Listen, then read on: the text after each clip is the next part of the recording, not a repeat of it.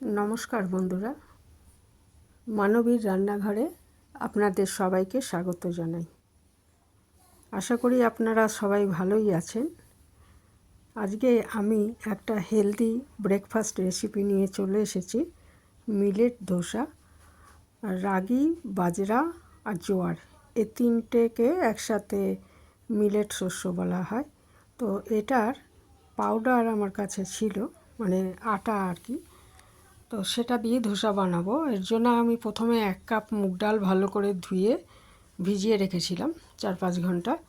তারপরে এটাকে আমি গ্রাইন্ডারে পেস্ট করে নিচ্ছি একটু নুন দিয়ে। আর এর মধ্যে দিয়ে দেব 1/2 কাপের একটু কম চিড়ে, হ্যাঁ, আর পরিমাণ মতো নুন দিয়ে দিচ্ছি। খুব বেশি নুনটা না হয়ে যায় সেটা দেখতে হবে। তো আমি আর দেব না নুন, এই একবারই যা দিলাম।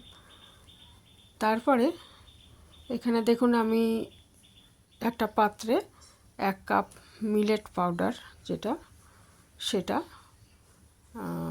আমি নিয়ে নিলাম। মিলেট আটা আর কি, সেটা নিয়ে নিলাম। আর এটা শুধু রাগির আটা দিয়েও করা যায়, তো সেটাও খুব হেলদি হবে। এই খাবারগুলো, এই দানা শস্যগুলোর হচ্ছে প্রাকৃতিকভাবে গ্লুটেন ফ্রি। ওই জন্য ডায়াবেটিস, কোলেস্টেরল বা থাইরয়েডের সমস্যা যারা ভুগছেন তাদের সবার জন্যই খুব ভালো। গ্লুটেন ফ্রি খাবার সবার জন্যই ভালো। আর এটা মানে ওয়েট কমানোর জন্য খুবই ভালো। ওয়েট লস রেসিপিও বলতে পারেন এটাকে। তো আমি ওই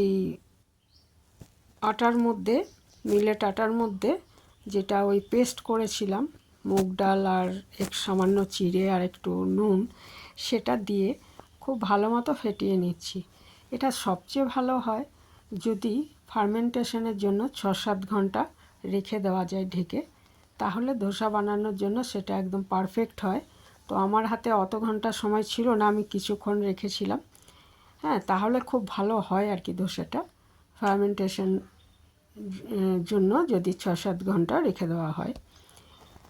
তাই এটা বেশ কিছুক্ষণ রেখে দেওয়ার পর আমি এটা তাওয়ায় একটু তেল নিয়ে নিচ্ছি, অলিভ অয়েল নিয়েছি, যে কোনো সাদা তেল নেওয়া যাবে। সেটাকে একটু তাওয়াটাকে ভালো মতো আর কি, তাওয়াটা তেলে করে, এটা ঘিয়েও করা যায়। তারপরে আমি এখানে ওই মিশ্রণটা হাতায় করে দিয়ে দিলাম। এটা যতটা পাতলা করা যায় ততটাই ভালো। আর ওই মিশ্রণটা এমন নিতে হবে যেন বেশি মোটা না হয়ে যায়। তারপরে এটা আমি ঢেকে দিয়েছি 2 মিনিটের জন্য। ঢেকে দেওয়ার পর ঢাকাটা খুলে এটাকে উল্টে অপর পিঠটাও করে নেব।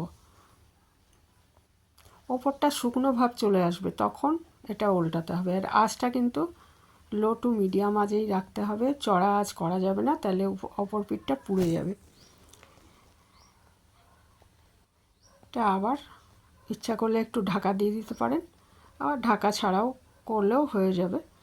2 পিঠ ভালো মতো এটা করে নেওয়ার পর এটা নামিয়ে রেখেছি। ইচ্ছে করলে এটা ভাঁজ করে দেওয়া যায় ধোসার মতো।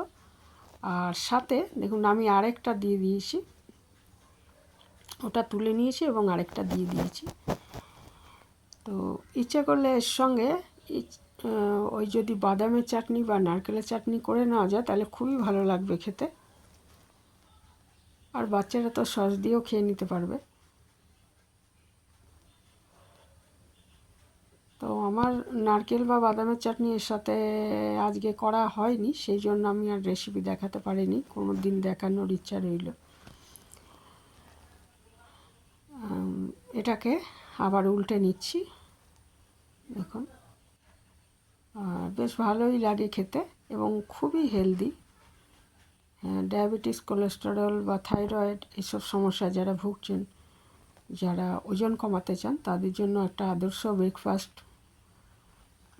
এইভাবে আমি সবগুলি করে নিচ্ছি। এই ছিল আমার আজকের হেলদি ব্রেকফাস্ট রেসিপি। আশা করি আপনাদের ভালো লেগেছে। নতুন কোনো বন্ধু আসলে চ্যানেলটা সাবস্ক্রাইব করার জন্য অনুরোধ রইল। এখানেই শেষ করলাম। ভালো থাকবেন সবাই।